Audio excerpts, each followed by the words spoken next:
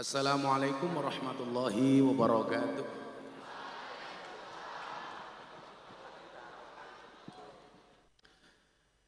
Hamdan wa syukran lillah, salatu wassalamu ala rasulillah, Sayyidina wa maulana Muhammad ibni Abdillah, wa la khawla wa la quwata illa billah, amma ba'd.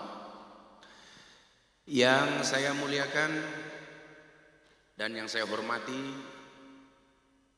Bapak Kepala Sekolah Pak Eko S. S apa Pak? Pak Eko Suprayitno, MPD, manusia penuh dosa. Presidennya. Tentunya beserta para dewan guru yang sangat-sangat saya banggakan. Siapa saja yang hadir? Kepala Bakorwil. Hadir tengah-tengah kita Kepala Bakorwil Bapak Heru Wahono Santoso,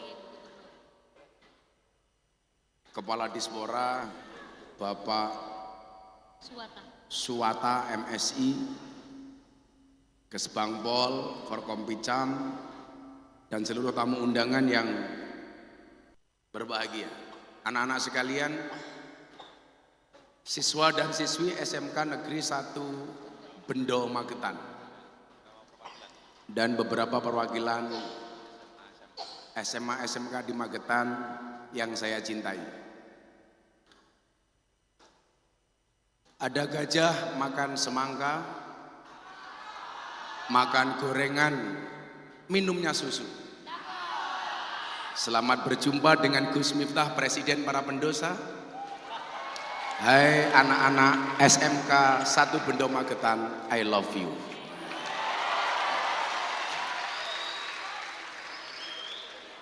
Terima kasih Pak Kepala Sekolah atas sambutannya.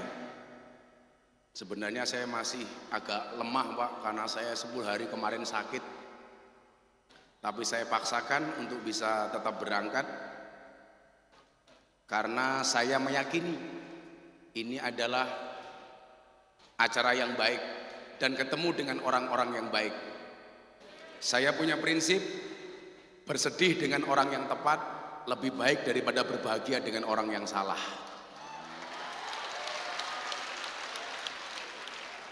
Maka hari ini saya akan berangkat dari satu tulisan. Ada sebuah lembaga survei Pak Kepala Sekolah yang membuat saya agak miris tentang anggapan anak SMA terhadap ideologi Pancasila. Ada sebuah survei dari Setara yang di situ menampilkan hasil yang bagi saya cukup mengerikan. 83,3% siswa SMA menganggap Pancasila bisa diganti. Tentunya saya secara pribadi dan kita semuanya mempunyai tugas berat untuk kembali menanamkan nilai-nilai Pancasila kepada siswa dan siswi didik kita. Dulu kenapa saya banyak masuk ke Jawa Timur? Pas musim haji kemarin saya ketemu sama Bu Gubernur di Arafah saat wukuf. Saat itu ada survei yang menyebutkan 37% siswa di Jawa Timur terpapar paham radikalisme. Jawa Timur Pak. Kalau Jawa Barat saya nggak kaget. Karena kalau di Jawa Barat itu sebenarnya tidak terpapar, tapi memang gudangnya.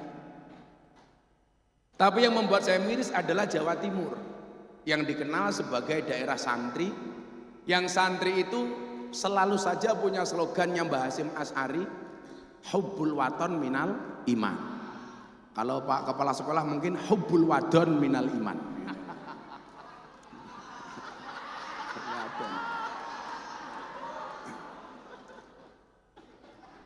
Sehingga kemudian apa? Sangat meresahkan bagi saya untuk kembali berbicara soal kebinekaan, berbicara tentang toleransi dan anti radikalisme.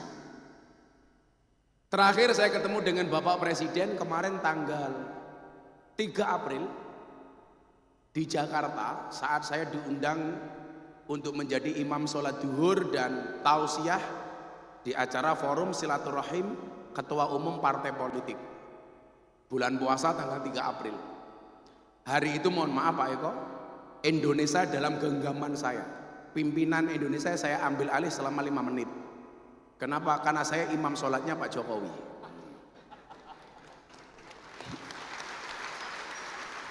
Selama 5 menit Pak Jokowi mengikuti semua apapun yang saya lakukan.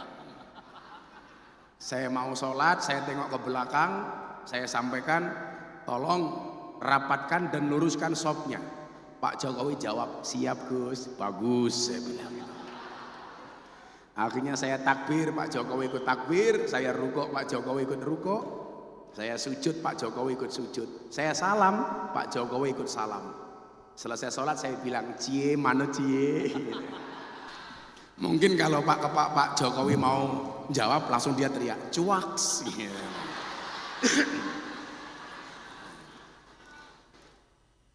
Nah, gerakan moderasi yang saya lakukan termasuk hari ini adalah merupakan gerakan yang dari awal saya buat bagaimana berbangsa dan beragama ini asik dan happy. Termasuk memahami 4 pilar yang ada di dalamnya, yaitu PBNO. Bukan pengurus besar Nahdlatul Ulama, tapi PBNO yang saya maksud adalah Pancasila, Bhinneka Tunggal Ika, Negara Kesatuan Republik Indonesia, dan U-nya adalah Undang-Undang Dasar 1945. Kalau kita berbicara Jawa Timur itu mayoritas ormasnya di dalam beragama itu adalah Nahdlatul Ulama. NU itu misi besarnya kan 2. Hadir karena 2 hal. Makanya kenapa saya bilang nanti miris kok 37% terpapar paham radikalisme. NU itu kan misi besarnya cuma 2. Satu misi berbangsa dan kedua adalah misi beragama. Dalam misi berbangsa, NU punya misi menjaga negara kesatuan Republik Indonesia dengan 4 pilar yang ada di dalamnya tadi itu. Pancasila, Bhinneka Tunggal Ika, NKRI, dan Undang-Undang Dasar 1945. Maka menjadi ironi, daerah santri terpaparnya kok tinggi. Lah, yang membuat saya lebih kaget lagi adalah ketika ada temuan survei setara ini yang menyatakan 83% siswa SMA menganggap Pancasila bisa diganti. Nah, adik-adik sekalian, kenapa saya katakan Pancasila itu istimewa? Yang pertama, perlu kita pahami bahwa Pancasila itu dengan segala kesaktiannya. Maka kenapa kita mengenal istilah kesaktian Pancasila? Terbukti menjadi senjata yang ampuh untuk menjaga persatuan bangsa. Kenapa? Yang pertama alasan dari saya ini. Karena Pancasila itu lahir dari orang-orang yang istimewa. Perumusnya ini orang-orang yang istimewa. Di mana kita mengenal nama-nama seperti Insinyur Soekarno. Yang ketika Pancasila ini dirumuskan, ternyata ketika sebelum finalisasi dan diketok sebagai ideologi negara, rumusan ini sempat dibawa oleh Kiai Wahid Hasyim, bapaknya Gus Dur, disowankan kepada Kiai Hasyim Asy'ari, pendiri Nahdlatul Ulama, yang merupakan ormas terbesar tidak hanya di Indonesia tapi di dunia. Hebatnya apa? Hebatnya adalah dari awal founding fathers bangsa ini sadar bahwa fatwa ulama, petunjuk ulama itu sangat penting. Sehingga ketika mau memutuskan Pancasila sebagai sebuah ideologi, Pak Karno berkenan memberikan rumusan Pancasila ini untuk disetujui para ulama. Wabil khusus dalam hal ini adalah Mbah Hasyim Asy'ari. Pertanyaannya, kenapa kok yang dituju Mbah Hasyim? Yang pertama, karena di situ Pak Karno waktu itu dekat dengan anaknya Mbah Hasyim yang namanya Kiai Wahid Hasyim. Makanya jangan kaget kalau Mbah Hasyim itu diangkat sebagai pahlawan nasional, kemudian anaknya Wahid Hasyim juga kemudian menjadi pahlawan nasional. Gus Dur sedang dalam proses diajukan sebagai pahlawan nasional, sebagaimana halnya Pak Harto. Saya pikir pilihan Pak Karno ini tepat. Kenapa harus ke Mbah Hasyim? Adik-adik, Mbah Hasyim itu dapat gelar Hadratus Syekh. Di Indonesia itu kalau mau jujur, yang mendapatkan gelar Hadratus Syekh itu cuma 2 orang. Jadi kalau sekarang ada kiai tahu-tahu dipanggil Hadratus Syekh, saya kurang begitu sependapat. Karena ada alasan kenapa seseorang itu dipanggil Hadratus Syekh. Di Indonesia itu cuma ada 2. Yang pertama perempuan, Hadratus Syekhah Fatimah binti Maimun, itu makamnya di Gresik, Jawa Timur. Kemudian yang kedua di Jombang, Mbah Hasyim Asy'ari. Istimewanya Jawa Timur, Pak. Orang-orang top itu ada di Jawa Timur. Nah, pertanyaannya adalah kenapa mereka berdua ini dipanggil Hadratus Syekh?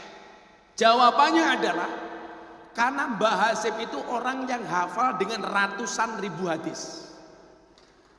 Tidak cuma 1, 2 atau 100 hadis, ratusan ribu hadis.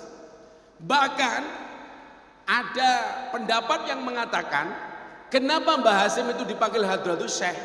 Karena beliau hafal dengan 6 kitab hadis besar yang dikenal dengan Kutubus Sittah. Dari Bukhari, Muslim, Nasai, Abu Dawud, Tirmidzi beliau hafal. Maksud saya apa? Pilihan Pak Karno sowan kepada Mbah Hasyim ini sangat tepat.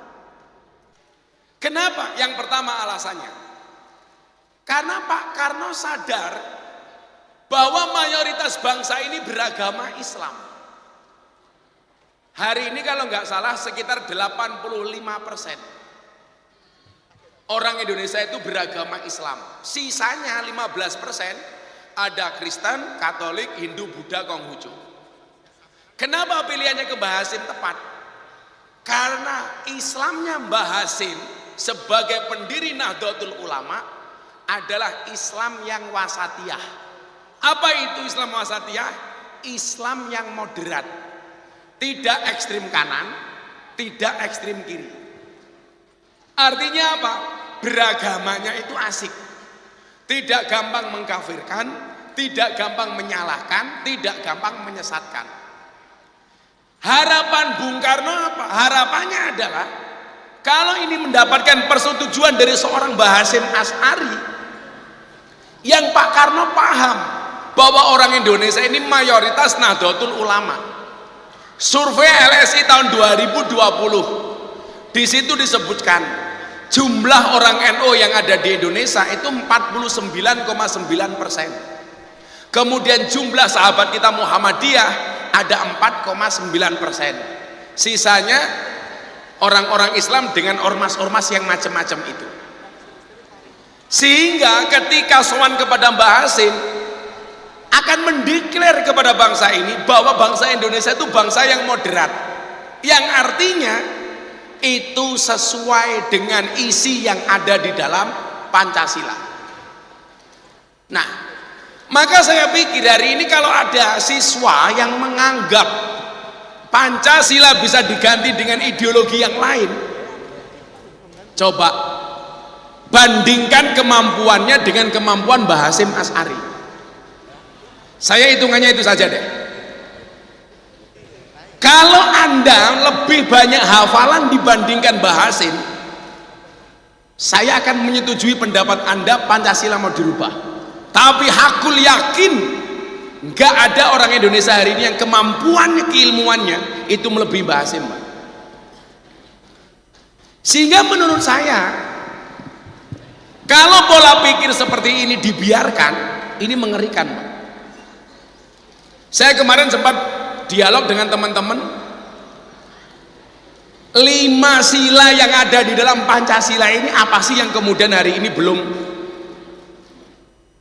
sempurna di Indonesia? Dari 5 itu, Pak, mungkin yang dirasakan oleh rakyat yang belum benar-benar dirasakan sila kelima.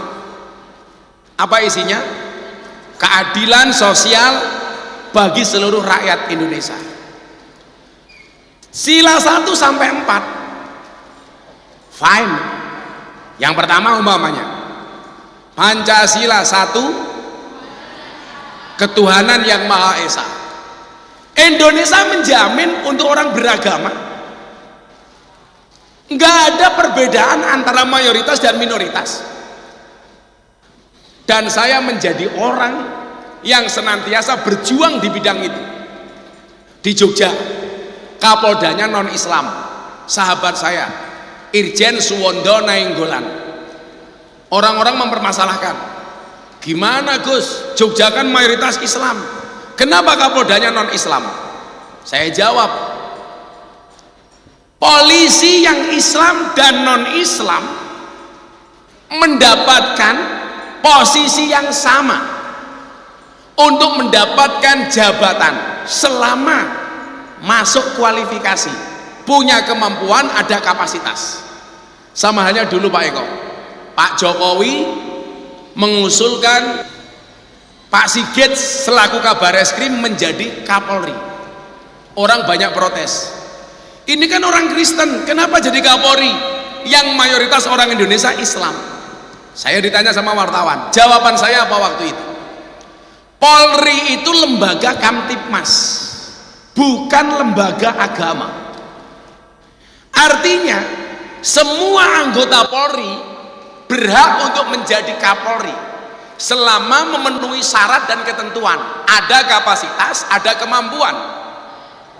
Siapapun boleh jadi Kapolri, mau yang beragama Islam, agama Kristen, Katolik, Hindu, Buddha, Konghucu, semuanya boleh menjadi Kapolri. Kenapa? Karena polisi itu lembaga Kamtipmas, bukan lembaga agama. Yang salah itu adalah ketika Pak Sigit diusulkan menjadi ketua MUI umpamanya, orang Kristen diusulkan menjadi ketua lembaga Majelis Ulama Indonesia, itu goblok. Tapi kalau jadi Kapolri boleh. Nah, pemahaman seperti ini Pak, saya amplifikasi. Pak Eko dan adik-adik, saya ingat betul ketika ceramah ini bulan Ramadan peresmian gereja, semua tokoh agama diundang, ada Islam, Katolik, Hindu, Buddha, Konghucu. Jemaatnya itu dikasih pertanyaan, kalian kalau seandainya ngundang tokoh agama lain, siapa yang kalian minta untuk diundang? 100% jemaat minta nama Gus Miftah, 100%. Karena waktu itu ada survei di pulau luar Jawa, Bu. Kalau Jawa pastilah. Itu di luar pulau Jawa, survei di Sulawesi, Kalimantan, Manado dan Sumatera Utara. Siapakah tokoh Islam yang paling disegani di kalangan Nasrani? Itu ternyata ada 7 nama, Pak, saat itu. Yang pertama nama Gus Dur, Kiai Haji Abdurrahman Wahid almarhum. Kemudian yang kedua ada nama Kiai Haji Zainuddin MZ almarhum. Yang ketiga ada nama Kiai Haji Hasyim Muzadi, mantan ketua PBNU almarhum. Yang keempat ada Buya Syafi'i Ma'arif, mantan ketua umum Muhammadiyah almarhum. Yang kelima ada nama Profesor Dr. Qurai Shihab, bapaknya Najwa Shihab, Tafsir Al-Misbah. Kemudian tokoh keenam yang sangat dihormati sama orang Nasrani itu ada nama mantan ketua umum PBNU, Profesor Dr. Kiai Haji Said Agil Sirot. Kemudian yang ketujuh, nama yang muncul di survei itu, tokoh yang paling dihormati di Indonesia, kiai yang dihormati oleh orang Kristen, muncul nama Miftah Maulana Habibur Rahman. Nah, orang gereja minta saya datang, saya ceramah, dan ingat acaranya saat itu bukan sembahyangan Pak, tapi peresmian gereja, maka ada gubernurnya juga, ada lain-lain. Saya ceramah, selesai gereja ceramah Pak, masih biasa-biasa saja, sampai potongan ceramah tadi itu diposting oleh sahabat saya Mas Deddy Corbuzier, diposting 24 jam, ditonton 7 juta kali, komentarnya berapa? 100.000 kali. Pak Eko punya Instagram Pak? Paling followernya itu sing komentar telu. Punya TikTok juga Pak. Wah, berarti pernah goyang pargoy berarti itu. Wah, gini Pak. Kalau begini bukan pargoy Pak, pemain Thailand sing pekok. Saat itu ditonton 7 juta kali. Komentarnya semuanya nyerang saya, mayoritas lah, bukan semuanya. Miftah goblok. Yang paling banyak komentarnya apa? Toleransi Miftah kebablasan, Miftah kafir gara-gara ceramah di gereja. Saya ditanya sama wartawan, Gus gimana? Nah saya tanya balik, apa alasan pengkafiran saya? Karena Gus Miftah dianggap toleransinya kebablasan dan masuk tempat ibadah agama orang lain. Saya bilang, kalau tolok ukur orang itu menjadi kafir gara-gara masuk tempat ibadah agama orang lain, berarti orang Jawa Timur, Jawa Tengah itu banyak yang kafir. Kenapa? Karena sering masuk Candi Prambanan dan Candi Borobudur. Karena itu tempat ibadah agama orang lain.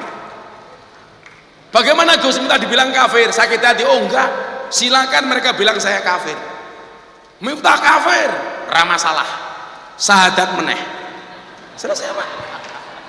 Repot amat.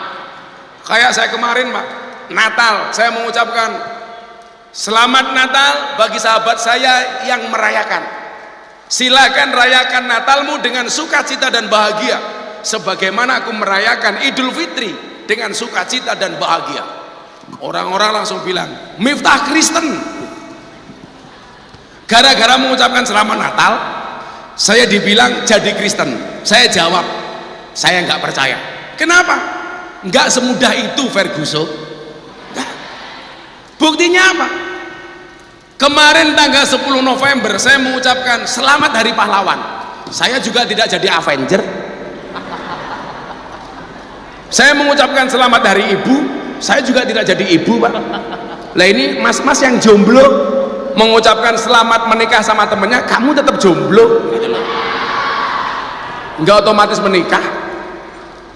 Ya rasa loro hati cah. Jomblo kira apa-apa? Jomblo itu free hatin.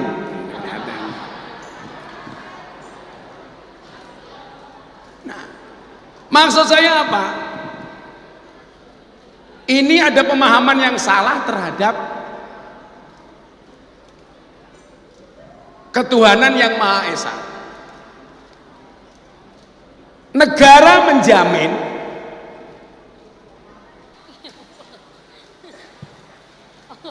lah wis ono kemayu yu wis duwe iki lho. Oh, kamu pengen ngelirik Pak Eko ya? Tak pikir ngeteri apa? Mau sedotan yu.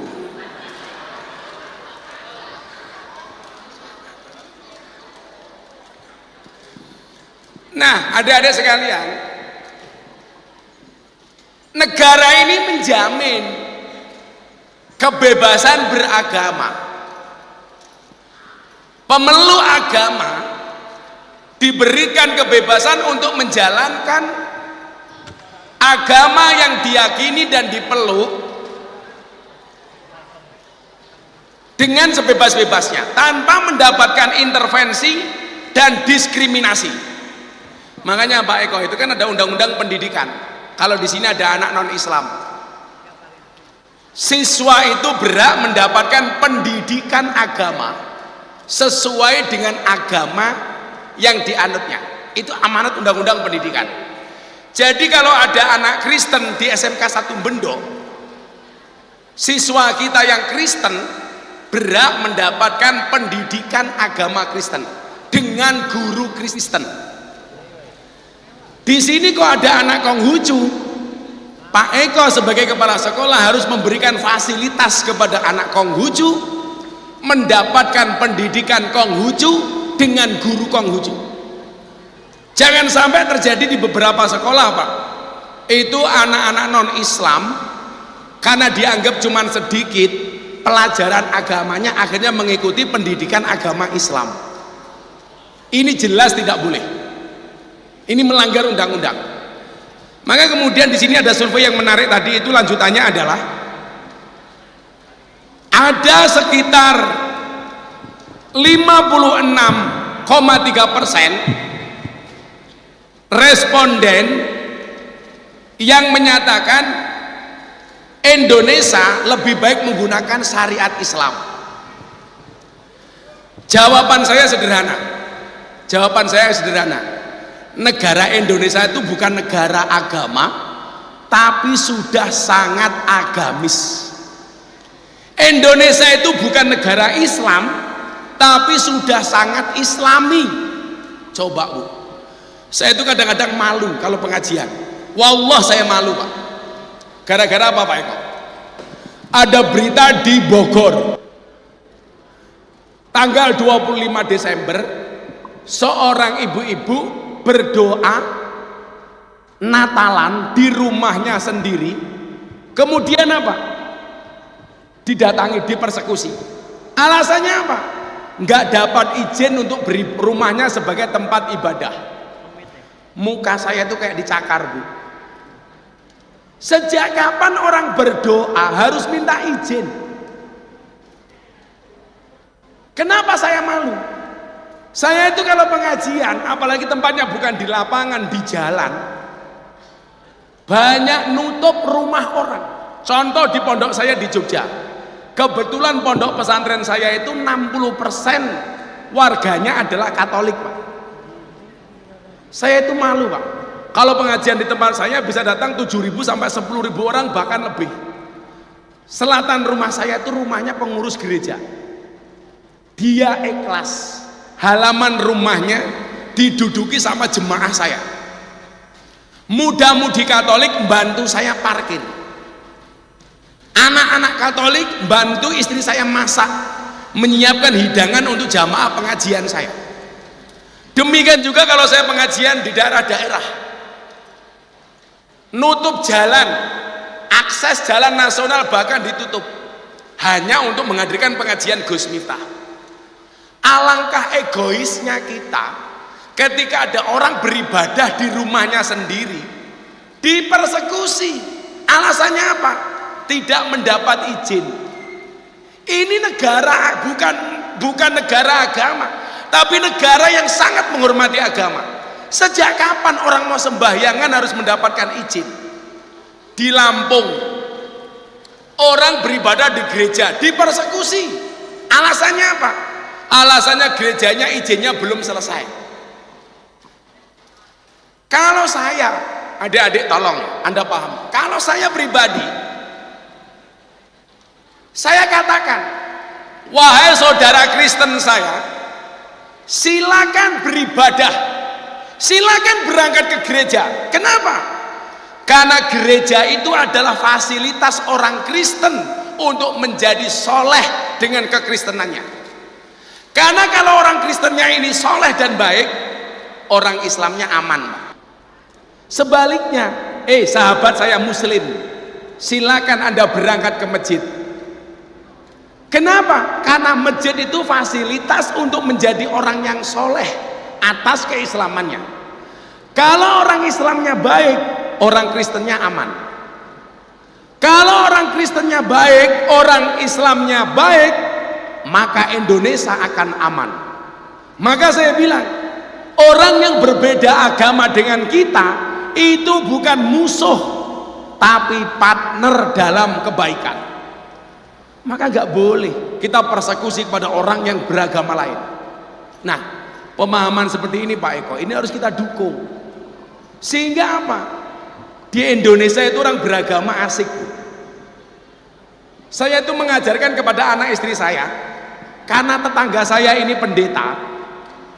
Kalau lebaran saya minta, mohon maaf, kalau Natal saya minta untuk memberikan parsel, memberikan makanan kepada tetangga saya yang Nasrani. Kenapa? Tetangga saya Katolik Kristen Bu, kalau Idul Fitri yang lain belum sowan ke pondok saya, pendeta sudah datang ke pondok saya. Kayak kemarin dia mengucapkan, Gus, minal aidin wal faizin. Cangkemnya pendeta Pak, minal aidin wal faizin. Masa saya jawab taqabbalallahu minna wa minkum taqabbal ya karim, kan enggak. Saya sambut, saya peluk, terima kasih pendeta. Kalau Pak Eko ke pondok saya Pak, selatan rumah saya itu pengurus gereja, utara saya itu kuburan.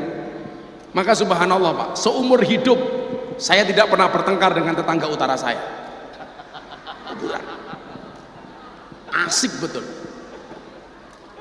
Utara saya itu kuburan Pak, 60% kuburannya salib. Salib. Padahal setiap malam Ahad Pahing kuburan itu penuh dengan orang, karena menghadiri pengajian saya di rumah. Teman-teman saya Nasrani tanya, Gus gimana itu? Wis ora apa-apa, asik. Kemarin open house akbar Pak di pondok saya dengan 6.000 jamaah yang dihadiri sama Pak Menteri Pertahanan Pak Prabowo. Yang saya minta berceramah siapa Pak? Pendeta Gilbert Lumindong, pendeta top dari Jakarta. Dia datang ke Jogja. Pak pendeta silakan ceramah di pondok saya. Ceramah Bu, dengan caranya dia sebagai pendeta. Saudara-saudara, karena saya juga terbiasa diundang sama pihak gereja. Ramadan kemarin saya buka puasa bersama dengan 200 pendeta dan 50 romo. Acaranya buka puasa bersama. Yang puasa saya sendiri. Wong yang lain pendeta Pak. Begitu makan, kita makan bareng. Tapi Bapak Ibu kalau Anda tahu, gara-gara saya tadi ceramah di gereja 2021 itu, apa yang terjadi Pak? Saya mendapatkan undangan untuk berbicara radikalisme dan intoleransi dari wali kota Los Angeles, Amerika Serikat.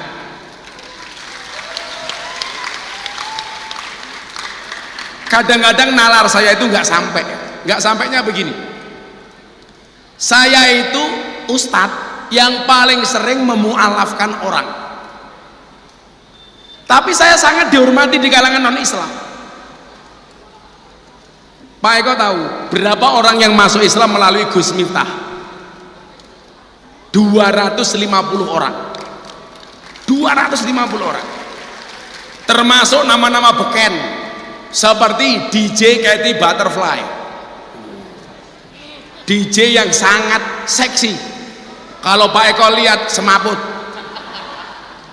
karena kalau nge-DJ Pak hanya kotangan sama sempakan tok.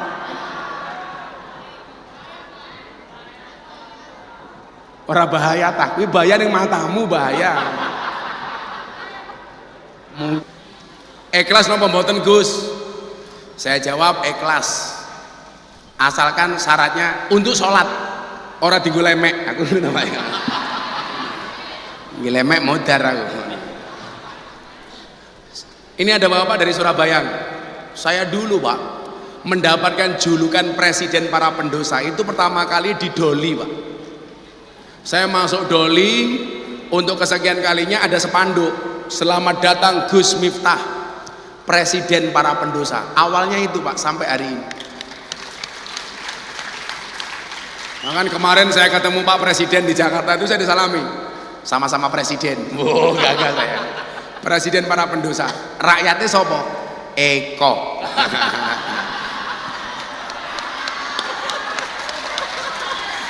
Masa Eko ora duwe dosa ya ora mungkin.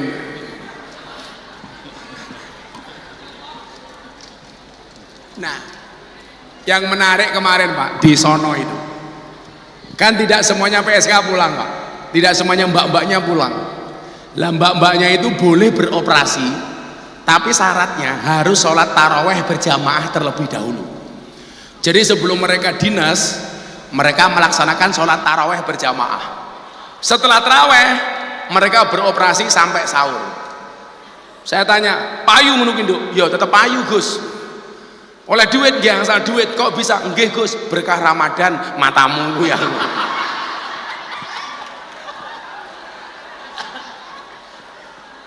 Berkah Ramadan.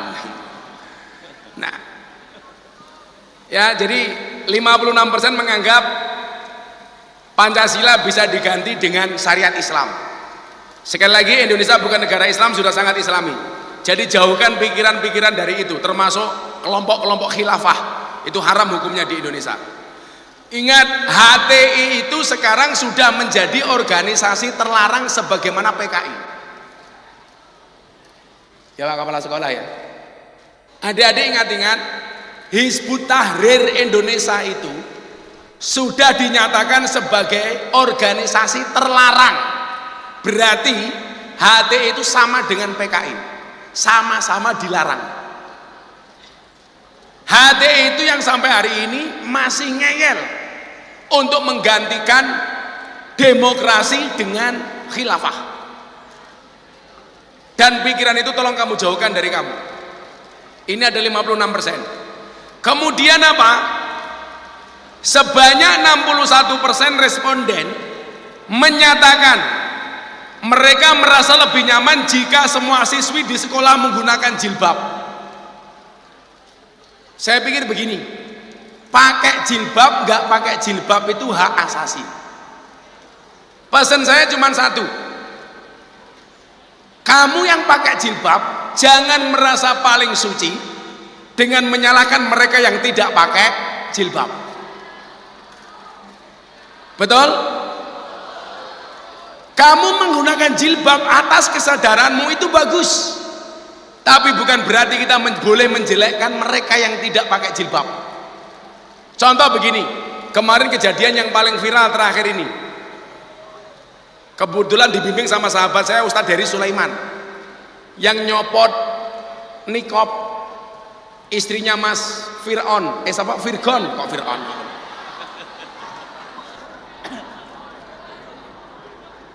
Siapapun namanya, Inara, wong desa yang ngerti gitu. Update terus ibu-ibu ini. Dicopot kan Bu. Ada saya lihat postingan di TikTok Mbak Nanda, itu marah-marah. Enggak layak kiranya seorang akhwat mencopot nikob di hadapan media. Itu melecehkan agama. Bla bla bla bla bla. Ini yang ngomong juga pakai nikob, ngong ketok matane tok. Aku mbaten iki iso ngomong cangkeme apa wong liya saya nggak paham. Tapi yang menjadi ganjelan dalam hati saya adalah kok segitunya itu. Orang pakai nikob atau enggak itu kan pilihan. Toh dia juga tidak membuka aurat. Toh secara syariat auratnya perempuan itu seluruh tubuh kecuali muka dan dua telapak tangan. Makanya kenapa orang sholat wajahnya dibuka? Artinya bagi saya nikob itu bukan kewajiban. Kalau toh kemudian dia buka, ya nggak ada masalah. Pak Eko, saya umroh terakhir akhir tahun kemarin. Betapa kagetnya saya di depan Hotel Darut Tauhid Intercon, sebelahnya Masjidil Haram. Itu ada cewek nggak pakai jilbab di depan Masjidil Haram, cuman pakai topi. Alasannya mereka apa? Pemerintah Arab Saudi tidak mewajibkan perempuan di sana untuk menggunakan jilbab. Saya nggak ada urusan, cuman begini, ada tren yang berubah. Orang Arab Saudi itu sekarang tren fashionnya mengikuti Amerika. Orang Amerika sekarang belajar menggunakan kemben kayak orang Indonesia. Di Jogja itu banyak Bu, orang Amerika latihan gamelan, pakai kemben, pakai belangkon. Amerika trennya ikut Indonesia, Indonesia fashionnya berkiblat ke Arab Saudi. Ini muter Pak. Orang Indonesia nyontoh orang Arab nyontoh Amerika, orang Amerika nyontoh Indonesia. Kenapa? Karena memang kita itu bangsa yang tidak pede Pak, tidak percaya diri. Saya kemarin pengajian di Hong Kong 2 minggu yang lalu, saya bilang cewek-cewek Indonesia yang kerja di Hong Kong termasuk dari Magetan, Ponorogo, Madiun, fashionnya ikut-ikut cewek Hong Kong Pak. Yang dari sini berjilbab sampai Hong Kong pakaiannya ikut-ikut cewek Hong Kong, pakai you can see, pakai pakaian terbuka. Lah aku bilang kalau yang menggunakan pakaian terbuka, pakai you can see, celana pendek cewek Hong Kong, dilihat enak Bu, kakinya mulus-mulus. Lah cewek Magetan songkom bendo, kakinya belang-belang, tungkai meletek-meletek, kok melu-melu fashionnya cewek Hong Kong. Kan aku zizi mbok yo ora usah melu-melu gitu loh, pede gitu loh Pak. Makanya kayak bapak ini keren, tetap menggunakan batik, tetap menggunakan peci, tetap menggunakan belangkon kayak bapak. Saya percaya diri Pak. Makanya kenapa saya kemana-mana pakai belangkon, karena dalam rangka menjaga kearifan lokal. Kayak saya kemarin pengajian di Surabaya bersama Pak Wali Kota dan para pejabat di acara Jalan Dakwah Gus Miftah di BTV. Kan ditanya begini sama wartawan, Gus, kenapa Gus Miftah itu kiai paling banyak dan paling sering ngomong dancuk? Saya sederhana Bu, kenapa saya mempopulerkan bahasa dancuk sering saya ucapkan? Dalam rangka menjaga kearifan lokal. Saya punya alasan Pak. Alasan saya apa? Sekarang itu kearifan lokal kita banyak diaku sama Malaysia Bu. Reog Malaysia, wayang diaku Malaysia, keris diaku Malaysia, batik diaku Malaysia. Saya khawatir kalau orang Indonesia nggak ada yang berani ngomong dancuk, besok dancuk diaku sebagai Malaysia. Saya nggak terima, wong dancuk itu produk Surabaya. Makanya daripada diaku-aku sama Malaysia, sekarang saya populerkan. Ngono cuk, kok ngono cuk ini.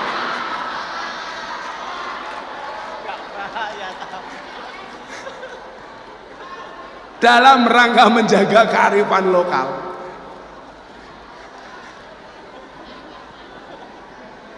Gus Miftah kok kalau ngomong dancuk fasih, jelas wong saya tahu ilmu tajwid kok. Jadi panjang pendeknya pas. 61%. Ya dikit lagi terus kita tanya jawab. Omongan suara saya itu masih berat banget. Ini saya harus ngeden. Kalau enggak keluar suara soalnya ini.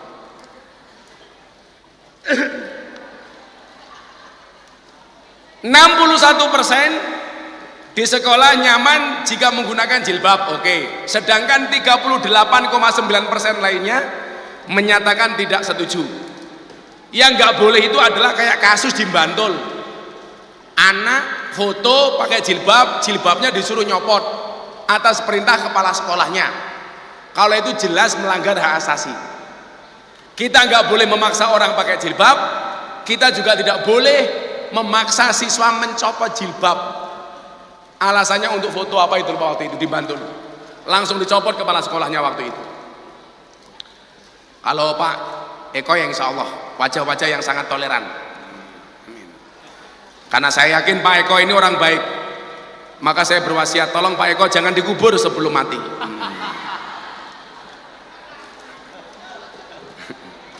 Yes, kita doakan Pak Eko panjang umur. Jadi orang sedunia mati, Pak Eko hidup sendiri. Amin.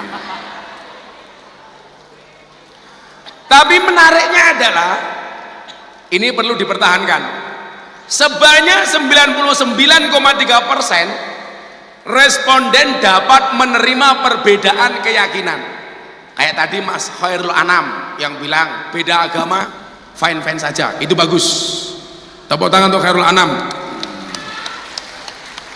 Mayan 300.000.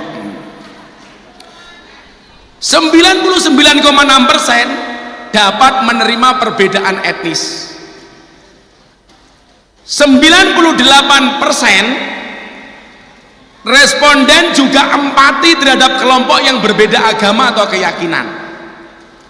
Artinya, dengan alasan inilah saya meyakini Pancasila itu masih menjadi senjata yang paling ampuh untuk menjaga persatuan dan kesatuan bangsa. Termasuk demokrasi yang hari ini kita anut adalah pilihan terbaik, bukan dengan khilafah atau syariat Islam. Toh sampai hari ini belum ada satupun negara di dunia yang terbukti maju dan sukses menggunakan sistem khilafah. Bahkan Arab Saudi sendiri tidak menggunakan sistem khilafah, tapi mereka menggunakan sistem al-mamlakah atau sistem kerajaan. Maka adik-adik, jangan sampai kemudian kita punya pikiran-pikiran pengen mengganti Pancasila sebagai ideologi dengan paham-paham yang lainnya. Mungkin seperti itu Mbak Nanda. Kita punya waktu sampai jam 12, masih 45 menit lagi. Saya lebih senang kalau ada adik-adik yang bertanya ke kita. Tak siapkan uangnya. Perkenalkan, nama saya Arengga Saka Pratanyando, kelas 11 jurusan TAP. Nganjuk. Oh Nando. Kelas 11 jurusan TAP dari SMK Yosonegoro Magetan. Agama kamu apa? Katolik. Jos. Kamu ke gereja enggak? Ke gereja. Saya tepuk tangan untuk Mas Nandu. Mas Nandu kapan-kapan main ke pondok saya. Saya kalau hari Sabtu Minggu itu teman-teman saya Katolik, Kristen saya WA. Bro, jangan lupa ke gereja. Kadang-kadang jawabannya yang enggak asik. Sorry Gus, gereja saya gereja negeri. Maksudnya apa? Sabtu Minggu libur, ya matamu ya. Apa Mas Nandu pertanyaannya? Kamu sekolahmu mayoritas Muslim? Iya Muslim. Tapi kamu nyaman? Iya nyaman. Ada nggak persekusi? Ya, nggak ada sih. Nggak ada ya. Nggak ada. Apa keadaan yang paling membuat kamu tidak nyaman apa? Yang tidak nyaman itu kalau baru kenal gitu langsung disuruh syahadat, ayo ikut sini. Oh, paling cangkeme. Paling ayo Nandu, login.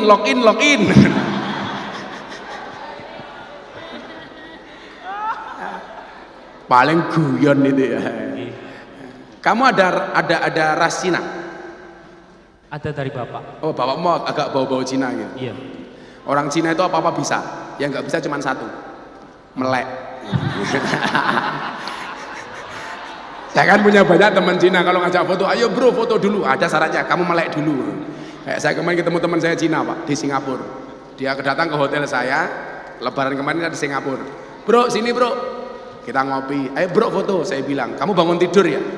Enggak, kok mata kamu sipit? Asu, aku Cina ya, oh iya. Saya dekat dengan teman-teman Cina itu. Apa pertanyaannya Nandu? Saya mau bertanya, bagaimana sih cara Gus Miftah menanggapi orang Muslim yang setelah tahu agama kita non-Muslim, mereka malah mengucilkan yang non-Muslim hanya karena agama Katolik atau Kristen dan lainnya itu minoritas? Mengucilkan begitu ya. Jadi begini ya teman-teman yang Muslim. Saya itu banyak belajar dari Gus Dur, Kiai Haji Abdurrahman Wahid. Jadi saya kemarin kenapa banyak saya kemarin Mas Nandu Ramadan tuh bikin acara sama orang non Islam, Katolik Kristen terutama. Itu selama Ramadan saya buat acara 3 kali. Satu di acara dialog antar agama di Hotel Borobudur Jakarta bersama Menteri BUMN Mas Erick Thohir. Pas rame-ramenya penolakan Piala Dunia gara-gara Israel. Makanya saya bilang ada yang batal tapi bukan puasa. Piala Dunia. Kemudian saya buat 2 kali di Jogja. Ini saya mau buat di seluruh provinsi di Indonesia. Saya kajian dan orasi kebangsaan bersama teman-teman non-Islam. Termasuk saya mau buat di Manado, saya mau buat di Manokwari dan lain sebagainya. Jadi kalau kamu bilang orang Islam mengucilkan orang non-Islam umpamanya, ini tentu perilaku yang salah. Kenapa? Satu, tadi saya bilang masalah iman kita disuruh milih sama Tuhan. Kemudian cara bertoleransi juga ada undang-undangnya di dalam Al-Quran. Yang pertama tadi wala tasubul ladina yad'una min dunillah, kita nggak boleh saling mencela. Kemudian apa? Lakum dinukum waliyadin, untukmu agamamu dan untukku agamaku. Saya pikir orang yang mengucilkan agama orang lain gara-gara beda agama itu adalah perilaku beragama yang amatiran. Kenapa saya bilang amatiran? Nabi sendiri mengajarkan kepada kita untuk menghargai bahkan kepada orang yang berbeda keyakinan dengan kita. Contoh Mas Nando, saya kasih contoh ya. Saya kan ditanya kemarin Pak, gara-gara Natal itu banyak orang Islam yang kemudian harus menyaksikan sahabatnya menggunakan atribut-atribut Natal, sehingga kadang-kadang mereka merasa tidak nyaman, padahal mereka bekerja dengan pengusaha yang non Islam. Ada pertanyaan sama saya Pak, boleh nggak orang Islam itu bekerja kepada perusahaan non Islam, atau boleh nggak orang Islam itu menerima pemberian dari orang non Islam, atau sebaliknya? Mas Nandu, saya kasih contoh. Kamu tahu cerita Nabi Musa? Tahu. Ya, walaupun mungkin versinya agak beda ya. Nabi Musa itu kan hidup di zaman Fir'aun. Dia tidak hanya non Islam, tapi sosok yang ngaku Tuhan. Dia di zaman itu punya peraturan, bayi lahir dengan jenis kelamin laki-laki harus dibunuh. Peraturan ini berangkat dari bisikan dukunnya Fir'aun. Jadi salah satu karakternya Fir'aun itu Pak, percaya dengan dukun. Jadi kalau hari ini ada orang Magetan yang masih percaya dengan dukun, saya curiga jangan-jangan cucunya Fir'aun. Tenan. Nah, akhirnya apa? Ketika Musa lahir, ibunya galau, laki-laki. Bayi Musa akhirnya dihanyutkan, mendarat di belakang kerajaannya Fir'aun. Yang nemu siapa? Istrinya Fir'aun. Namanya siapa Bu? Siti Asyah. Istrinya Fir'aun namanya Siti Aisyah. Bu Fir'aun. Bu Fir'aun. Pak Eko istrinya Bu Eko. Pak Budi istrinya Bu Bud. Ada Pak Budi di sini? Nggak ada kan? Oh, ini Bu Budi. Nama yang paling viral di SD. Ini Ibu Budi. Tapi yang kemarin marah tetangga saya, suaminya ngadino, istrinya dipanggil Jeng, marah. Jengat no. Nah, singkat cerita, bayi ini dibawa pulang Mas Nando sama Siti Asyah. Ketemu sama suaminya Fir'aun. Fir'aun marah karena Siti Asyah bawa bayi. Itu siapa? Bayi. Cewek apa cowok? Cowok. Fir'aun langsung marah, bunuh. Ditawar sama Siti Asyah, engko dhisik Mas Fir'aun, jangan kamu bunuh. Bayi yang harus kamu bunuh itu bayi yang kamu cari. Ini bayinya nggak kamu cari, tapi datang sendiri. Jangan kamu bunuh. Delala Pak, Fir'aun itu manut sama istrinya. Maka sejarah mencatat sejak saat itulah suami kalah sama istri gara-gara Fir'aun. Makanya jangan salah Pak, kalau laki-laki kalah sama perempuan itu sejak Fir'aun Pak. Sak gagah-gagah Pak Eko jadi kepala sekolah neng kantor, neng omah ketemu bojone, iya mama. Wong wedok dilawan.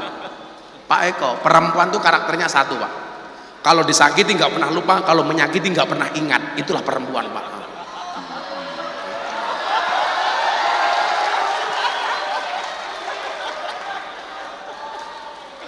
Pokoknya kalau disakiti nggak pernah lupa, kalau menyakiti nggak pernah ingat. Ciri-cirinya biasanya jilbabnya hitam Pak. Biasanya jilbabnya. Ada nggak hitam di sini? Oh ada. Yang jilbabnya abu-abu insya Allah luweh parah. Perempuan kok menangane ra umum gumun. Akhirnya apa? Tumbuh berkembangnya Musa sing ngopeni sapa le? Fir'aun. Ini menunjukkan apa? Orang Islam itu boleh Pak menerima pemberian dari orang non Islam, begitu juga sebaliknya. Sehingga kemudian gak ada istilah mayoritas harus lebih kuasa dibandingkan minoritas. Boleh mengucilkan orang minu, itu gak boleh nih. Kita punya hak yang sama. Maka Mas Nando, Indonesia itu ada 6 kamar: Islam, Kristen, Katolik, Hindu, Buddha, Konghucu. Yang perlu kita lakukan satu, kembalilah ke kamar masing-masing, nggak usah masuk kamar orang lain. Nando kembali ke kamarnya, Gus Miftah kembali ke kamarnya. Bagaimana cara kita komunikasi? Dengan cara menciptakan ruang tamu bersama. Nggak usah masuk ke kamarnya orang, tapi kita ciptakan ruang tamu bersama. Maka saya bilang Nando, Indonesia itu akan baik-baik saja selama puji Tuhan dan bismillah bisa ngopi bareng. Ya kan? Ya. Bisa ngobrol bareng begini. Asik Pak. Saya itu biasa, pendeta-pendeta tak undang. Pendeta datang ke pondok saya, kita mancing. Biasa.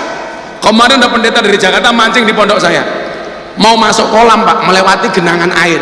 Pendetanya bilang, Gus, kaki saya nggak boleh kena air, korengan. Terus gimana pendeta? Mau tolong saya digendong. Akhirnya pendetanya saya gendong ke kolam. Begitu saya gendong, pendetanya bilang, baru hari ini ada pendeta bisa naik haji.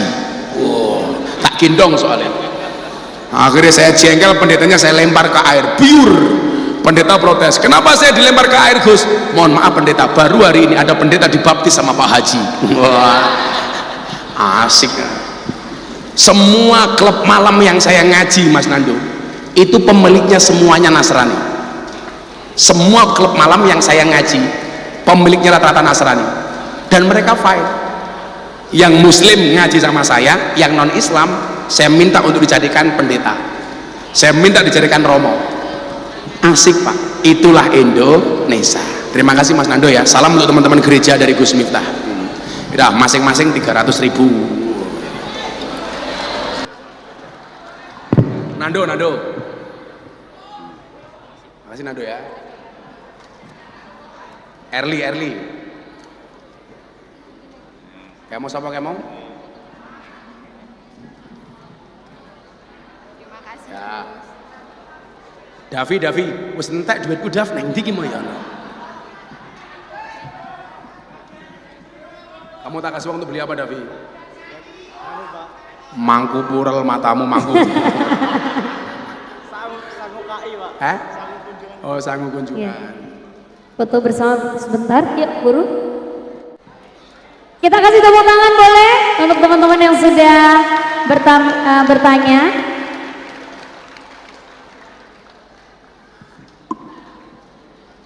Oke, terima kasih. Oke, makasih Mas. Udah jam 12 dok ya?